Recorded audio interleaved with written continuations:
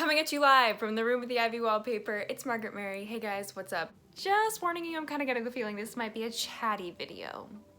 Just letting you know. In today's video, I'm going to be talking about a topic that is absolutely, without a doubt, by far, the thing that I get asked about the most, the biggest reason why people even find me on YouTube, and that is my journey with Doxycycline and Differin. Obviously, I have so many videos documenting in real time how that treatment was affecting my body, was affecting my skin, and the ultimate outcome and the reason why I decided to give it up. But I also understand that sifting through all of my videos, trying to find that content, it's hard, okay? I'm gonna make it easy for you. This is the tell-all video. Basically, in this video, I'm gonna be talking about the general timeline of how I started that treatment, when I started that treatment, when my skin started to clear up, when my acne came back. And then I'm also going to touch on some things I learned from that journey. Would I ever do it again? Would I recommend it to people now?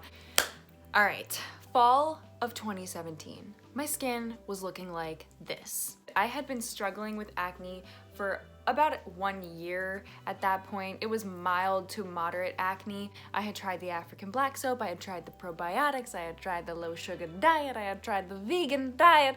It seemed to me at that point in time that I had tried everything I could have possibly tried.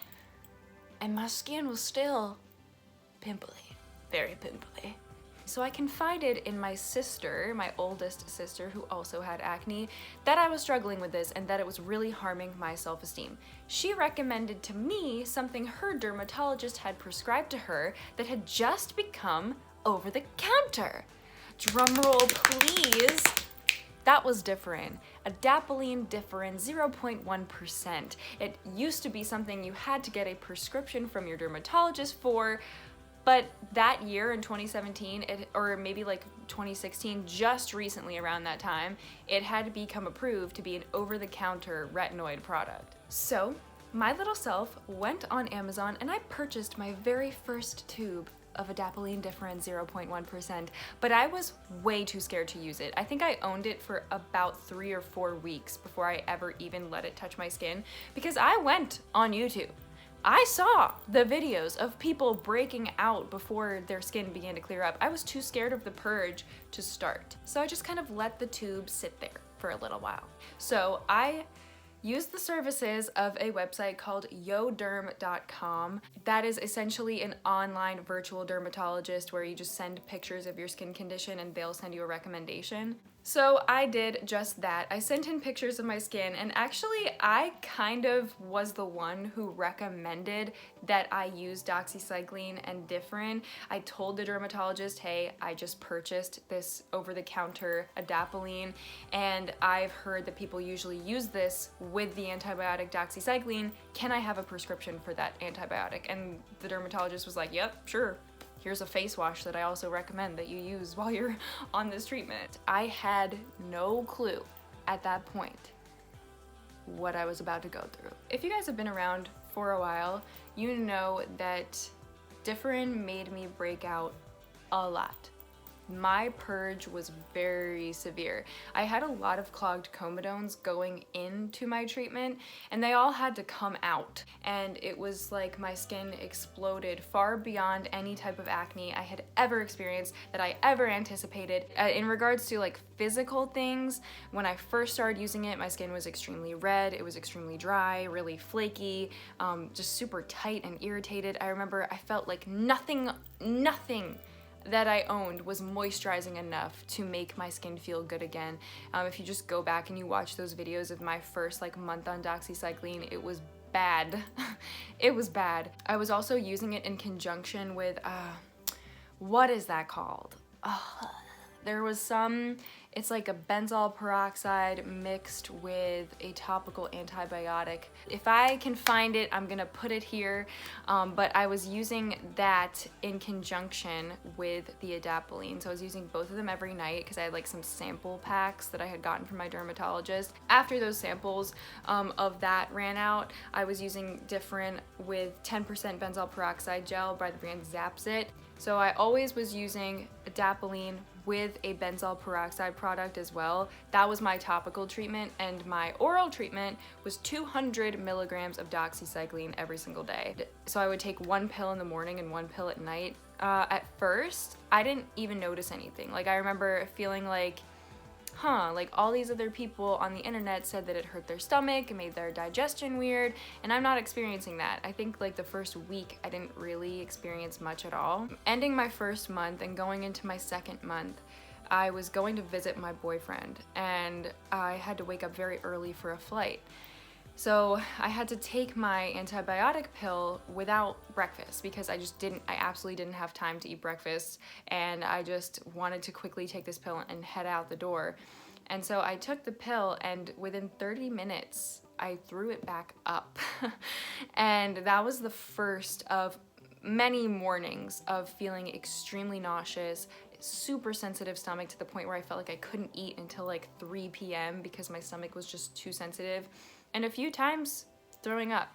So after experiencing that, I ended up taking it upon myself. I didn't even ask my dermatologist. I just took it upon myself to lower my dose to only 100 milligrams a day, which I would take at nighttime. So like I started off as taking 200 milligrams, and probably by the beginning of month 2, I was just taking 100 milligrams. So with following that routine, with those 2 active ingredients on my skin and the antibiotic in my belly, I feel like I really started to notice purging within the first week. Like probably after 6 days, I started to notice like, whoa, I'm breaking out. And by the 3rd week, it was so terrible. By the end of week 6, I remember I was washing my face, and it was the first time in 6 weeks that I felt like I could kind of feel smooth. Like, it wasn't smooth by any means. I had tons of pimples still, but it was like smoother than it had been. And I remember thinking, I'm on the other side of the hill. And I was right, because by the end of 12 weeks, my skin was 90% clear. All I had was scarring, and I had so much scarring because of the severity of the purge that I had. My scarring was terrible. So by the end of April, I had run out of doxycycline, and my dermatologist didn't want me to be on it anymore. So I couldn't get a refill, even though I really badly wanted to, because I was absolutely terrified of coming off of it. But I couldn't get a refill, so I decided, you know what? Doxycycline's out of the picture. I'm just gonna take some probiotics, I'm gonna take some turmeric supplements, I'm going to eat right, and I'm just gonna keep up with my skincare. That worked. I remember all summer 2018, I was so happy. For the first time in like a year and a half, I had barely any acne. You know, like I get normal people pimples, like just one pimple on my period. So I kept up with the benzoyl peroxide and the Differin every day, all summer long. But by the time fall started rolling around September 2018, I kind of got a little cocky, and I felt like acne. Who is she?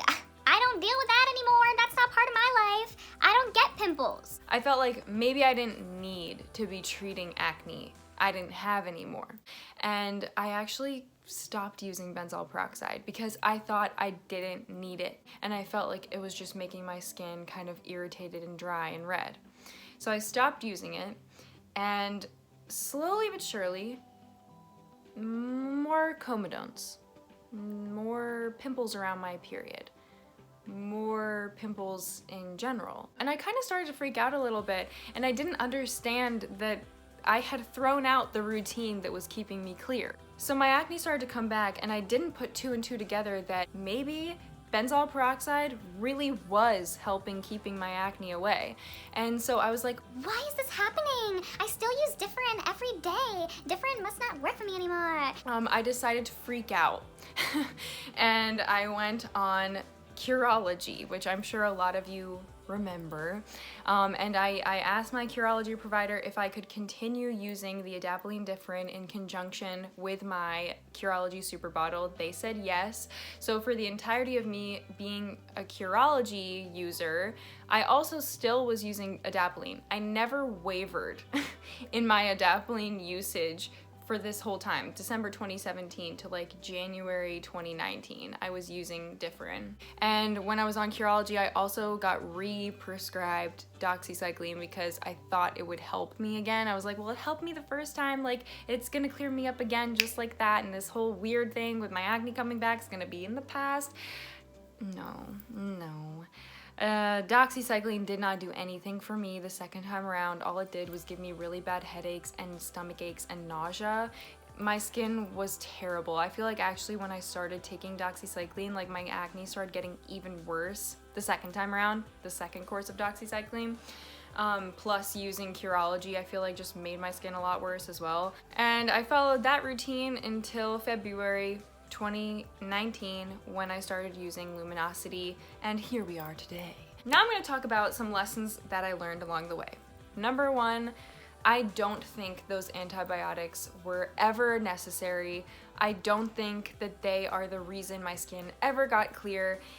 I wish I could go back and say you really don't have to pay that prescription fee, because at the end of the day, you can clear your skin without that. If I were going to look somebody in the eye who's considering taking them and they were asking me like, do you think I should take Doxycycline for my acne?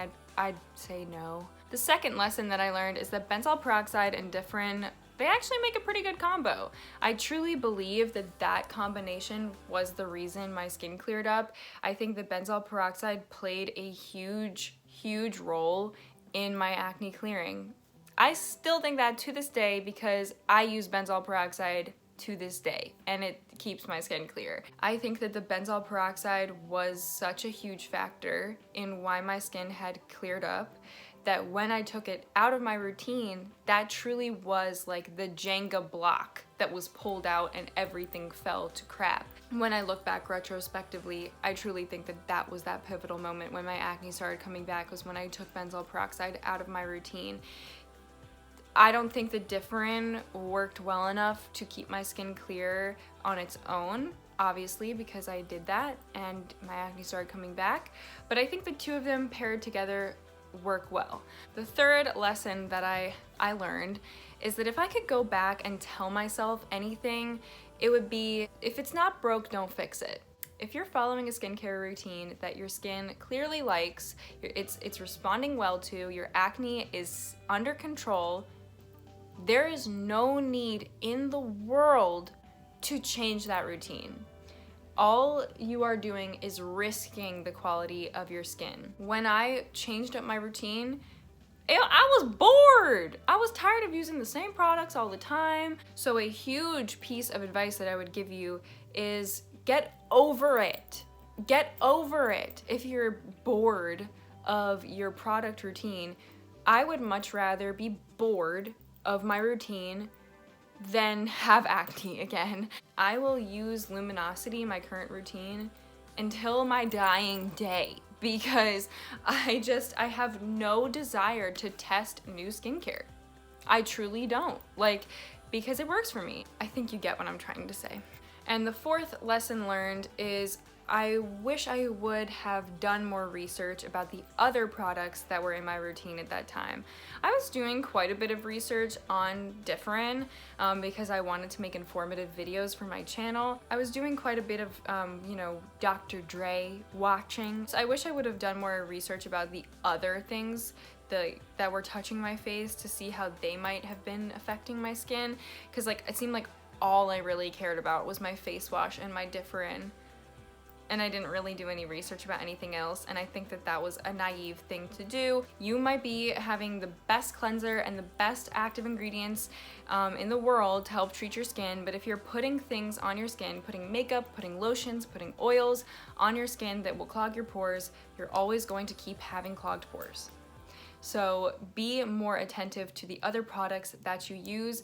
If you want help figuring out how you can find out if something is pore clogging, I recommend cosdna.com, cosdna.com. I'll have it linked down below. You plug in a product, it tells you how pore clogging it is.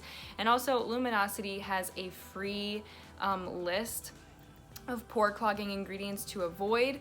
I'll also try to see if I can link that down below. If I can't, she definitely has it on her YouTube channel, which will definitely be linked down below.